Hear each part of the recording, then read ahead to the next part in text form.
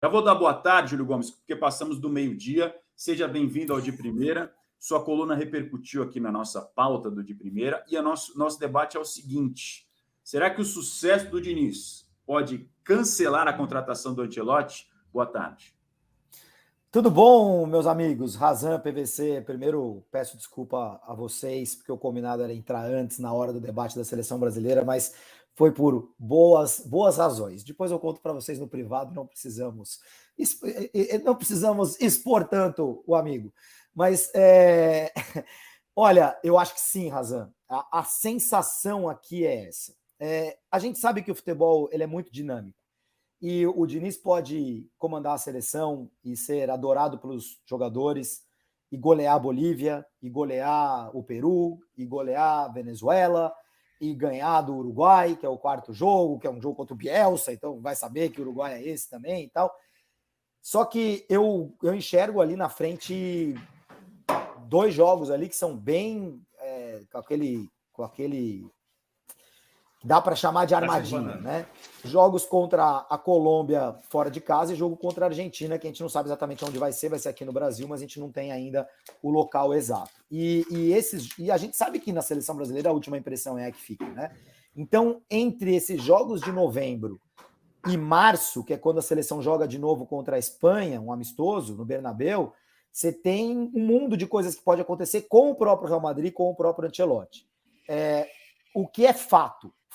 Fato é que os jogadores estão adorando e estão fazendo questão de falar sobre isso, né? De expor essa alegria aí, essa felicidade, essa curiosidade que está se transformando em satisfação de jogar com o Fernando Diniz, de treinar com o Fernando Diniz, né? De conviver com o Fernando Diniz. Se o Brasil ganha de todo mundo e os caras com o Edinaldo Rodrigues é um presidente que gosta de ouvir. Ele gosta de ouvir, ele toma as decisões e tal, mas ele gosta de ouvir os jogadores, gosta de ouvir alguns jornalistas, gosta de ouvir algumas pessoas de confiança.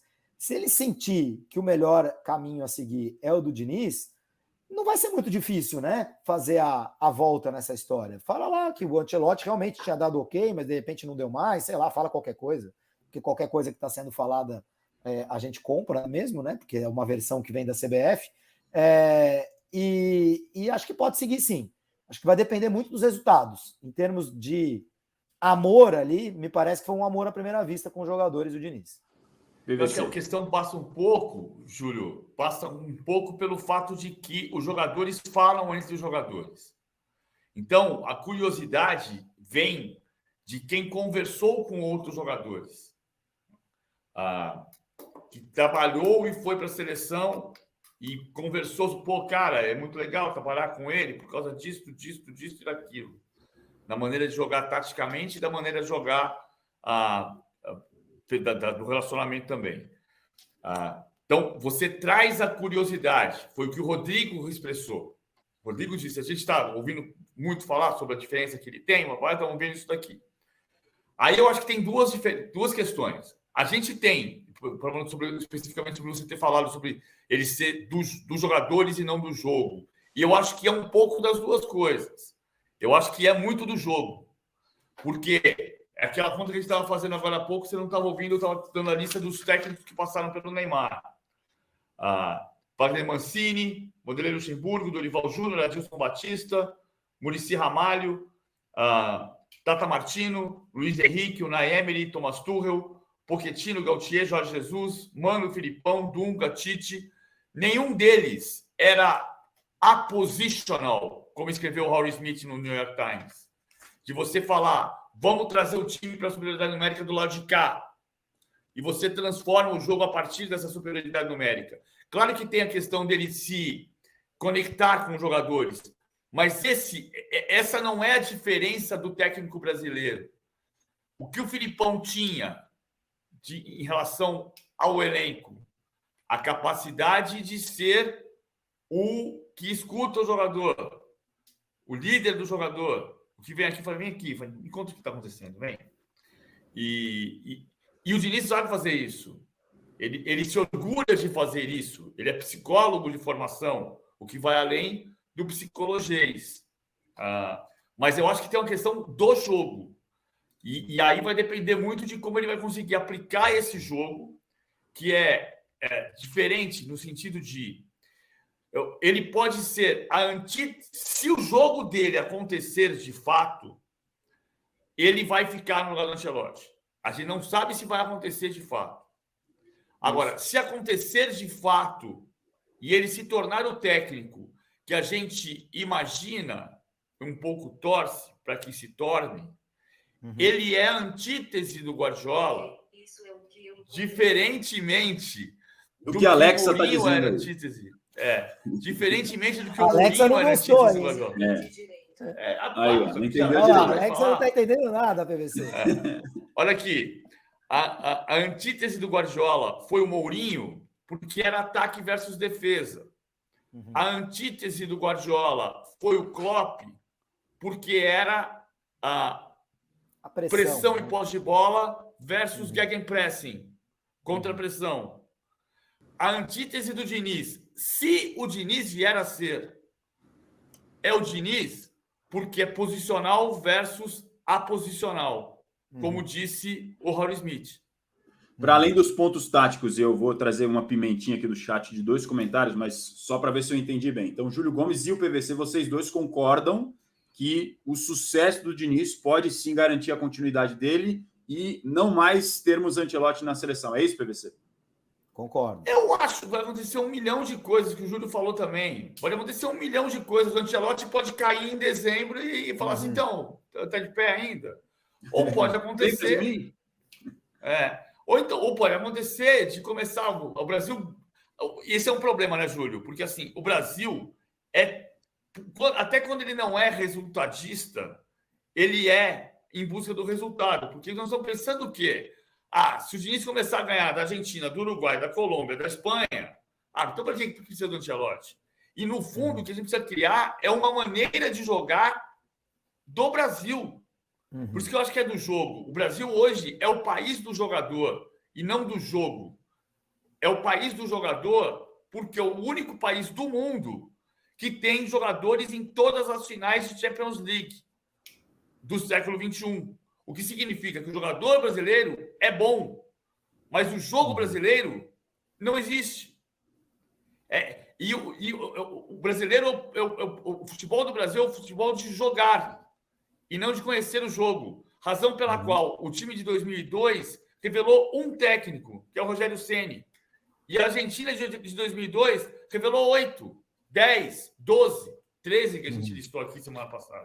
Eu concordo com o ponto de vista do PVC, porque, claro, eu estou extrapolando na coluna, porque eu acho que realmente a grande cara. Eu acho que a gente, ao longo dos anos, falou do Fernando Diniz muito mais sobre a saidinha de bola. Não estou falando a gente, nós três, né? Falando assim, a gente como imprensa. Falou muito mais do Diniz como a saidinha, isso, não sei o quê, bababá, jogo ofensivo, bababá. E que é importante.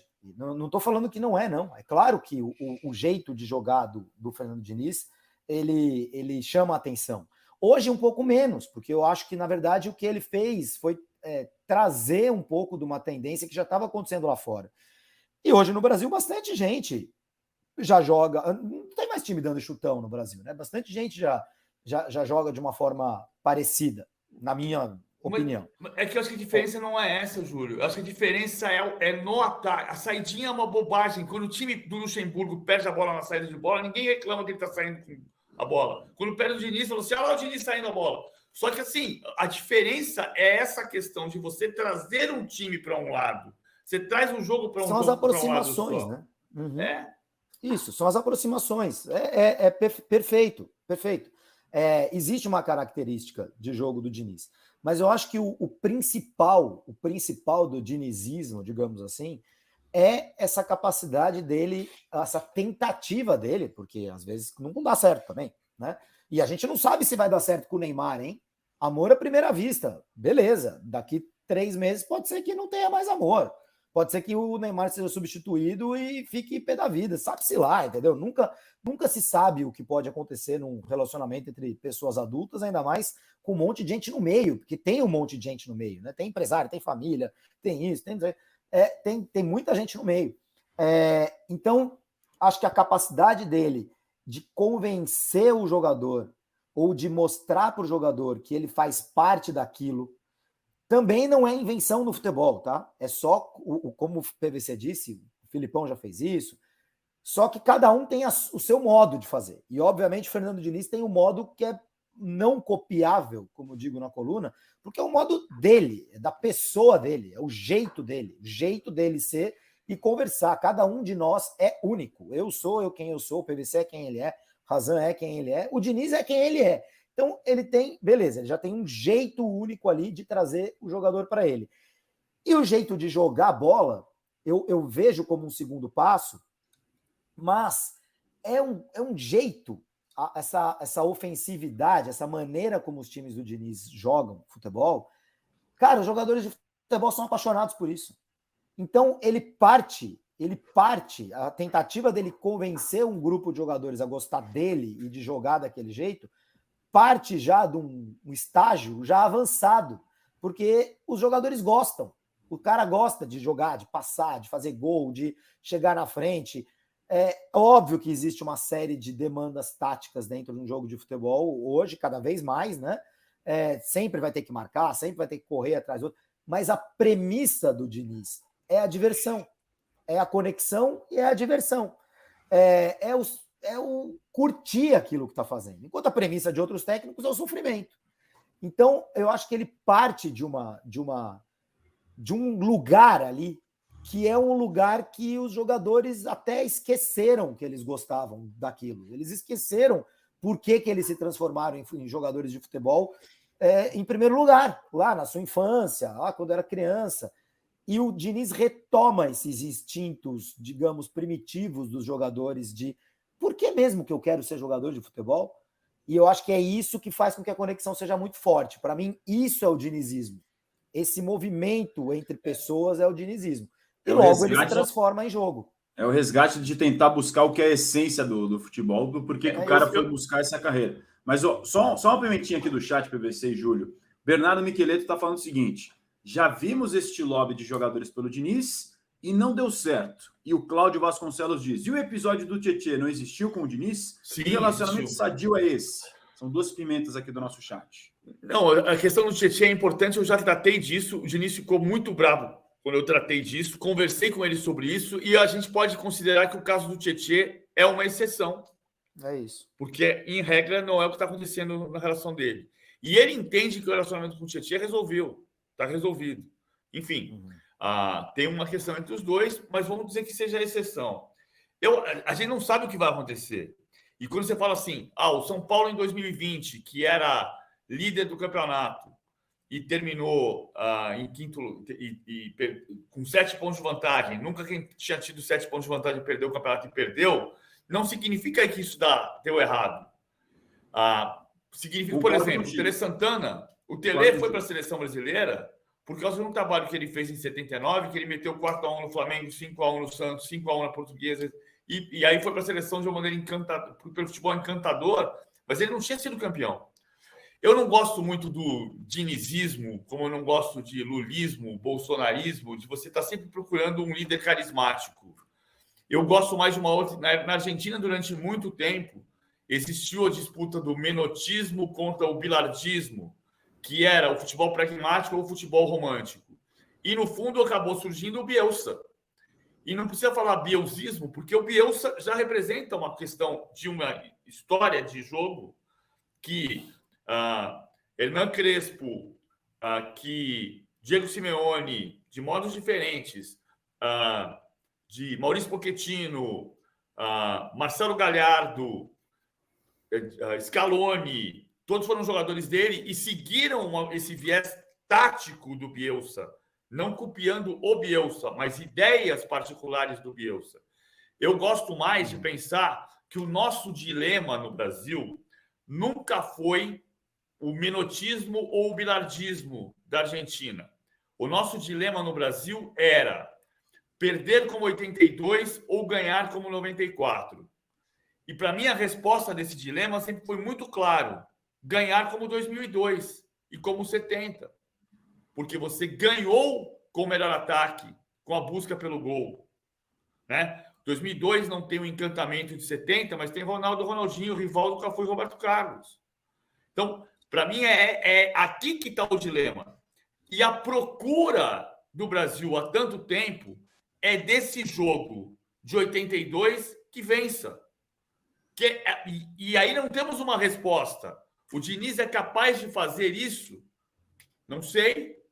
Até porque, né, PVC? Até porque é um jogo. Sim. Até porque é um jogo, né? E pode-se... Eu vejo, sem dúvida, assim, o grande debate da história do futebol brasileiro é o perder como 82 ou ganhar como 94. Mas eu acho que não é perder como 82 e ganhar como 94. É jogar pela vitória com estilo ou jogar pela vitória independente do estilo. Né? Que foi 70 e 2002, em graus diferentes. Foi 70 e 2002 em graus diferentes. Mas deu certo, né? 2002 deu certo, poderia ter dado errado e tal, mas são jogos, né?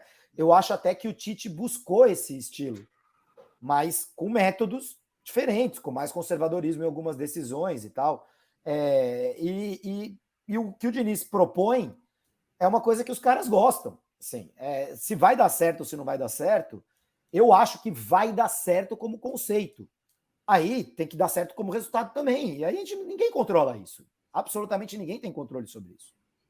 Resultado é imprevisível, sem dúvida nenhuma. Lembrando que agora não, já há algum tempo, a seleção da Argentina com o Scaloni é a escaloneta, né? Desde que começou a fazer sucesso, também tem a sua variação de maneira com a qual ela é chamada, a escaloneta, tricampeã do mundo agora na Argentina. Scaloni, que era muito criticado também quando assumiu a seleção, inclusive na época pelo Maradona saudoso, que Deus o tenha. Maradona também criticou bastante na época quando o Scaloni assumiu, porque era um cara com um poder e um nome, um tamanho muito menor do que se imaginava para alguém que tinha em começo de assumir a seleção argentina, Júlio. Posso jogar uma bomba aqui? Ó, vou jogar uma bomba, que eu estava pensando enquanto o PVC falava, enquanto a gente conversa. Eu acho, vou misturar as bolas aqui, tá? Porque a gente está falando dos dois técnicos também que chamam mais atenção no futebol brasileiro nos últimos anos, o Diniz e o Abel Ferreira. Para mim, o Abel Ferreira é um super técnico. Tem muito caminho para percorrer ainda, num futebol de outro nível, enfim. Mas ele é muito bom, né? Ele é logicamente muito bom. Os resultados mostram isso, mas não só os resultados. Assim, a maneira também tem uma maneira de chegar até os jogadores, que eu acho até que é uma maneira parecida, hein? Quando o Diniz, de outros e tal, é um cara que consegue trazer o jogador para ele. Beleza. Em 2021, o Palmeiras disputa... Não, em 2022, o Palmeiras disputa a final do Campeonato Mundial contra o Chelsea. Né? O tal do Mundial que o Palmeiras não tem, o título que é a obsessão do Palmeiras. E de tantos, mas enfim, especificamente do Palmeiras ultimamente. E o Palmeiras faz um grande jogo contra o Chelsea. E nos últimos 20 minutos, depois do gol de empate do Palmeiras, daquele pênalti idiota que o Thiago Silva comete, o jogo ficou à mercê do Palmeiras. No meu ponto de vista, a minha leitura daquele jogo. O jogo ficou à mercê. O Chelsea saiu do jogo, meio que saiu do jogo. Já não era um time ultra motivado, os ingleses nunca são, antes de jogar esse Mundial. E o jogo estava de bandeja para o Palmeiras. E faltou coragem para o Abel. No meu ponto de vista, faltou coragem para o Abel. Faltou coragem ali de ir matar o jogo, fazer as substituições que poderiam ter sido feitas, que poderiam dar completamente erradas. Poderiam dar errado. Mas a lembrança que eu tenho desse jogo é que quando faz as substituições, o Palmeiras faz também. Isso e o Chelsea faz isso. Não. Eu também acho exatamente isso. As substituições do Chelsea. Não, isso do Palmeiras. Quando o Palmeiras faz as trocas, o elenco grita, o elenco faz isso e o Chelsea faz isso. Mas o Palmeiras nunca vai para o jogo. Ele nunca vai para a vitória. Ele empata e aquele jogo vai indo para a prorrogação. Não por imposição do Chelsea, não pela falta de condição do Palmeiras Chelsea, também, não? A gente precisaria rever o jogo juntos, óbvio, né? Aí cada um está falando com a sua memória. A minha memória daquele jogo é que ali entre 20 e 38 do segundo tempo, o Palmeiras tem 15, 20 minutos ali de uma janela em que se ele fosse para cima, pressionar em busca do 2-1, ele ia chegar ao 2-1. E ele não conseguiu, ele não fez isso, e aí rolam as substituições, e aí morreu. Não, porque aí aqui, o Chelsea melhora muito. Só as alterações aqui. Entra o Jailson no lugar do Zé Rafael, entra o Atuesta no lugar do Rafael Veiga. O Palmeiras empatou aos 18 do segundo tempo, o Veiga sai aos 32, o time desaba. Exatamente. E sai o Rony e entra o Wesley. Não, o Rony fez um trabalho o time que termina do Palmeiras, você olha a escalação... Essas alterações são 32, 30 e pouco? São, primeira é 14 do segundo tempo. Aí sai o gol de empate. Aí saem Veiga e Rony com 32 do segundo tempo. Então pronto. São esses 15 minutos de janela aí. Isso. Então, mas esses 15, 20 minutos do gol... Está dizendo que antes das substituições o Palmeiras ainda tinha condições. E peraí, gente. Essas alterações não são alterações de quem quer ganhar o jogo. Não. Porque o Wesley veio fazer o mesmo papel do Rony. Tá bom. E o Atuesta porque o Veiga não tinha perna, ele não tinha outro meia. O Scarpa estava no jogo. Bom, entendeu? Assim, enfim. O time empata aos 18 do segundo tempo. Aí são 14 minutos. Se ele tira o Veiga e tira o Rony, ele desaba. É o que você está falando. Desses 14 minutos, é o que podia ter feito o segundo gol. Depois da alteração, desaba. Agora, a questão é, se você voltar para o início do jogo, eu vou concordar com você. Porque as alterações não são agressivas. E as alterações não são agressivas. Eu não vou saber quem é que estava... agredir. Era o banco do Palmeiras até hoje. Você vai botar o Rafael Navarro. Tudo bem, mas o Rony, você precisava ter tirado o Rony para botar o Wesley? Você lembra que o Rony fez um jogo? Não lembro. O Rony jogou como secretário de lateral. Ele marcou o lado direito do campo o tempo inteiro. PVC, o meu ponto, só para a gente não se alongar muito nesse jogo, que eu acho que não é o caso, mas o meu ponto é, para mim, em termos de atitude, nesses 15 minutos, e nas trocas que o Abel faz, e no próprio fato de botar o Rony de secretário de lateral, ele não quis arriscar tudo. O que seria arriscar tudo? Não sei. Colocar o Navarro no lugar do zagueiro? Não sei. Mas ele não teve atitudes de arriscar tudo pela vitória. Ele acreditou que o jogo ia continuar, empate, prorrogação, fazer as alterações normais, tirar quem estava cansado, botar o outro. E o alongamento do jogo foi pior para o Palmeiras. O Palmeiras tinha que tentado arriscar tudo para ganhar ali naqueles 10, 15 minutos depois do empate. Essa, para mim, é uma diferença fundamental do Abel para o Fernando Diniz. É nisso que eu queria chegar. O Fernando Diniz, ele nunca vai deixar de arriscar tudo. E vai cometer erros arriscando tudo. Mas ele nunca vai deixar de arriscar tudo. Isso, para mim, é uma característica muito importante para ele, que eu acho que é o grande dilema do futebol brasileiro. Assim, é o grande dilema desses últimos anos. O conservadorismo por um resultado ou o risco por um resultado. E a gente é meio avesso a risco no Brasil. E eu acho que o Fernando Diniz vai trazer essa mudança de paradigma, na minha opinião. Várias vezes ele tirou zagueiro, meteu meia, meteu volante, atacante, ele faz volante, o André joga de zagueiro, enfim, vários outros exemplos tem disso. No São Paulo ele fez isso várias vezes. Aí vai voltar para Brasil e Bélgica em 2018, que o Tite coloca o Miranda de lateral esquerdo para marcar o Lukaku e joga o Marcelo lá em cima. Ele foi no segundo tempo. O Brasil agrediu a Bélgica no segundo tempo inteiro. 17 finalizações. Podia ter empatado o jogo e não conseguiu empatar. Mas, assim, eu acho que o Diniz tem essa característica, eu concordo com você.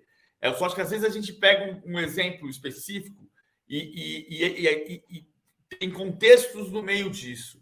O caso do Abel, eu acho que o Abel fez uma estratégia defensiva que funcionou contra o Chelsea, que é o artigo que ele escreve para o site dos técnicos, né, do Managers, que ele fala... Tem momentos que você precisa admitir a sua inferioridade para subir a montanha. E ele ficou ali a 4 minutos dos pênaltis, que não era o que ele queria ganhar o jogo. Quando acabou perna e as alterações aconteceram, o time desabou. E aí ele foi sobrevivendo até a bola bater no braço do Luan, faltando 4 minutos para os pênaltis.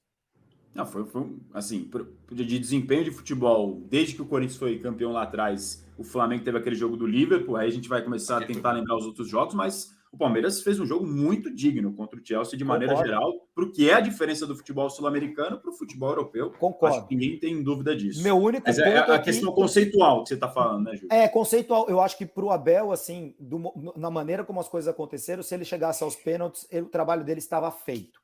E eu acho que ele não teve a leitura de que por 10 minutos ali, 12, o Chelsea ofereceu uma janela. E ele estava preso ao plano. E aí outras coisas aconteceram, contexto e etc. E eu acho que o Diniz é um cara mais louco, para usar um adjetivo que é às vezes depreciativo, mas que eu vejo como positivo.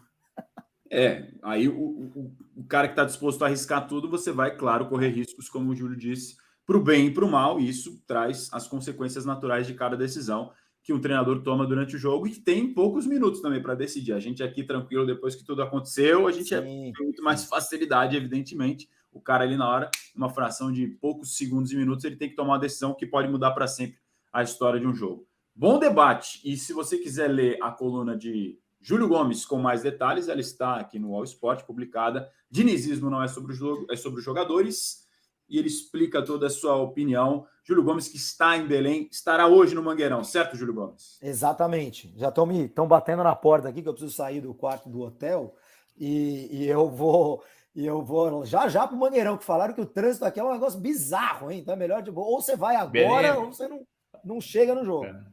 Adoro Belém.